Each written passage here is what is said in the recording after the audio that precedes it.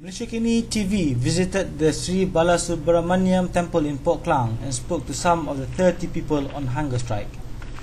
They are in solidarity with the 5 Hindraf leaders and lawyers who are on hunger strike in the Kamunting ISA Detention Centre. The 5 are protesting their detention without trial under the Internal Security Act for allegedly threatening national security and have been on hunger strike since Monday to coincide with Thaipusam. One of the 30 at the temple is Ganapati Rao's brother, V. Raidu. Ganapati Rao is in detention with P. Uthayakumar, M. Manoharan, R. Kengadaran, and T. Basanta Kumar.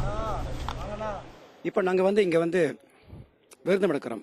அதாவது விரதம் என்ன உண்ணாவிரதம்னாக்கா பசியும் பட்டினியும் அங்கே காஞ்சி கொண்டிருக்கிறோம். நாங்கள் என்ன காரணத்தினால நாங்கள் காஞ்சி கொண்டிருக்கிறோம்னாக்கா அந்த 5 வீரர்களை எந்த ஒரு நிபந்தனையும் இல்லாமல் அவங்கள வெளியாக்கணும். அவங்கள அது மட்டும் எங்களுடைய கோரிக்கை இல்லை.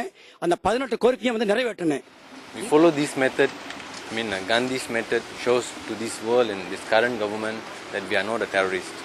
Because today I went to the court, Jalan Duta. You went to the court? Yes. I was inside the court. I'm listening because I'm the defendant for the Ganapati Rao. It's my brother, one of the ISA detainee.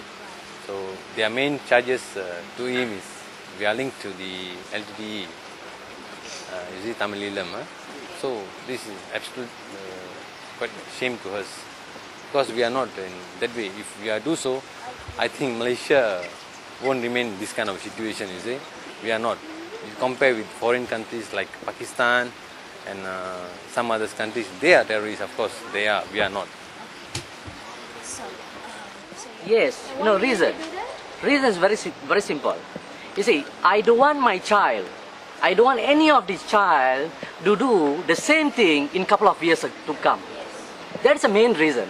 You see, in 50 years in Malaysia, right? So far, there is none NGO have done this history kind of things. There's no such, I don't think so. So we are here not merely for a fun, but we are here to accept the 18 invitation, the demands. See, the 19, why we wrote the 19? Just because, we are not unable to register an NGO. Very sad. It's very, very sad. Then we are there to ask for a release of the ISA peoples. Not only to be very, very honest to you all, not only our 5 leaders, not only that, the entire people which is in the ISA, we want them to be released. Because I would like to ask this government, you see, we have our Rukun Negara, Kedaulatan Undang-Undang.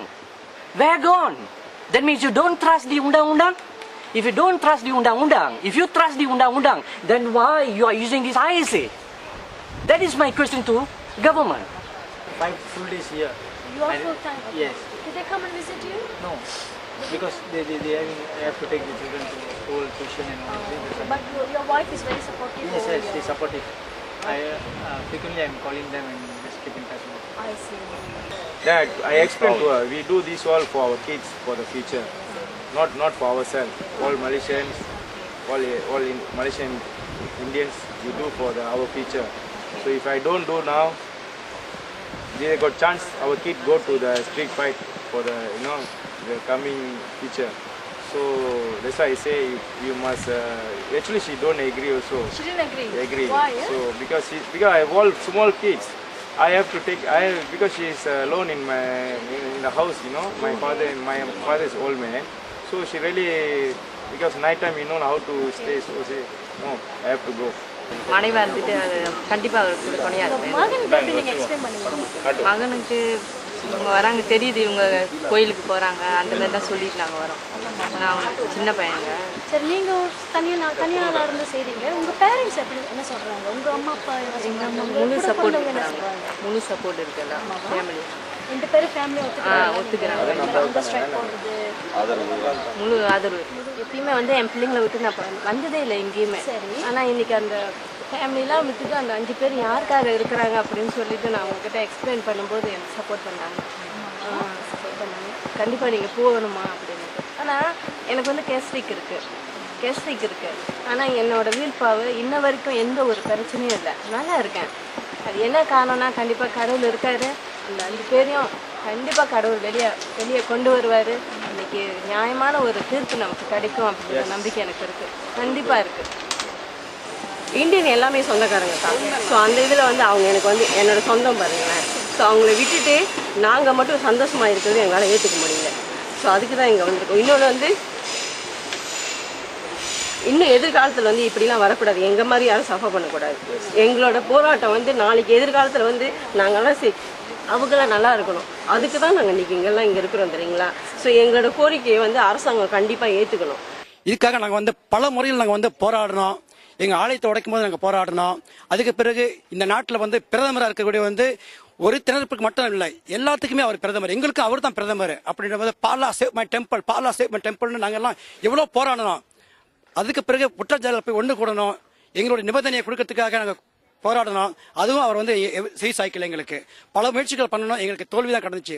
இறுதியாக நாங்கள் என்ன செஞ்சோம், சரி நம்மளோட பிரதமர் நம்மளாம் பிரயோஜனம் இல்லை, நம்மளுக்கு எந்த பலனும் இல்லைன்றதால தான் ஒரு முடிவு எடுத்து என்ன செஞ்சோம், சரி பிரிட்டிஷ்காரங்களாவது நமக்கு ஏதாச்சும் ஒரு உதவி செய்வாங்க அப்படின்ற நோக்கத்தில் நம்ம வந்து ஒரு குறிக்கோள் கொண்டு போனாங்க. எங்களுடைய கோரிக்கை கொண்டு போய் கொடுக்க போகும்போது நாங்கள் என்ன செஞ்சோம், நிறைய பேர் நீண்ட ஒரு பேரணியோட போனோம். அந்த பேரணி கடைசியில் ஒரு போராட்டமாக மாறினுச்சு. அந்த போராட்டமே இந்தியர்களுடைய சுதந்திர போராட்டமாக மாறியது. அது அந்த நேரத்தில் எங்களெல்லாம் அடித்தாங்க, உதைச்சாங்க, வெள்ளங்க போட்டாங்க. யாரு? எங்க குடும்பம், மை ஃபேமிலி, எங்க சகோதரர்களை எங்களால் முடியல. கடைசியாக பார்த்தோம் எங்களால் என்ன செய்யறது எங்களால் முடியல. பிற்பாடு நாங்கள் இப்படி உண்ணாவிரதம் எடுத்து எங்க கோரிக்கையில் நாங்கள் நிறைவேற்றோம். எங்க கோரிக்கையில் நாங்கள் நிறைவேற்றோம். எப்படியாச்சும் நிறைவேறணும், இந்த உலகமே பார்க்கணும், மலைச்சாக்காரங்க மட்டும் பார்க்கல, உலகமே பார்க்கணும், இந்தியர்களுக்கு ஒரு சுதந்திரம் வேணும், எங்க கோரிக்கைகளை நிறைவேற்றணும். எதுக்காக நாங்கள் பசியும் பட்டினிமா இருக்கிறோம். அதனால எந்த நிபந்தனையும் இல்லாம மீண்டும் மீண்டும் சொல்றேன், அந்த 5 வீரர்கள்ல 6 வீரர்கள் வெளியே ஒருத்தர் இருக்காரு. அவர் யாருக்காக போராடினாங்கனாக்கா நம்மளோட இந்திய சமுதாயத்துக்கு போராடினவங்க. அப்படி இருக்கும் பொழுது அவங்க அனைவரையும் எந்த நிபந்தனையும் இல்லாம மீண்டும் மீண்டும் சொல்றேன், அவங்கள வெளியாக்கிறேன்னு, எங்க கோரிக்கையிலையும் நிறைவேற்றி வைக்கணும். எங்களுக்கு யாரு மேலேயும் பகைமை கிடையாது. நாங்க எல்லாம் மலாய்க்காரர்கள், சீனர்கள், தமிழர்கள் அனைவரும் ஒற்றுமையுள்ள ஒரு சமுதாயமா தாங்க நாங்க இருக்கிறோம். நாங்க எங்களுக்கு வேண்டியது எங்களோட உரிமையா, யாருடைய உரிமையை நாங்க வந்து கேட்கல, எங்க பறிக்கல, எங்க உரிமையை கொடுக்க தான் நாங்க கேட்கிறோம். இதாங்க எங்களோட வேண்டுகோள், இதாங்க எங்களுடைய இந்த உண்ணாவிரதத்தோடைய போராட்டம், இதுதாங்க. ரொம்ப நன்றி. வாழ்க மக்கள் சக்தி.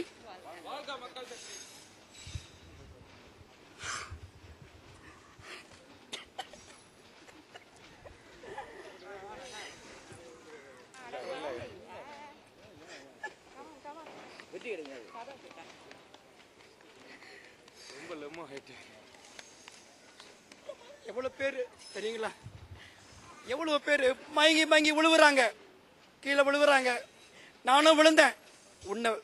உண்ண உணவு இல்லாமல்ல, தங்க இடம் இல்லாமல்ல, எங்களுக்கு நல்லதான் இருக்கிறோம்.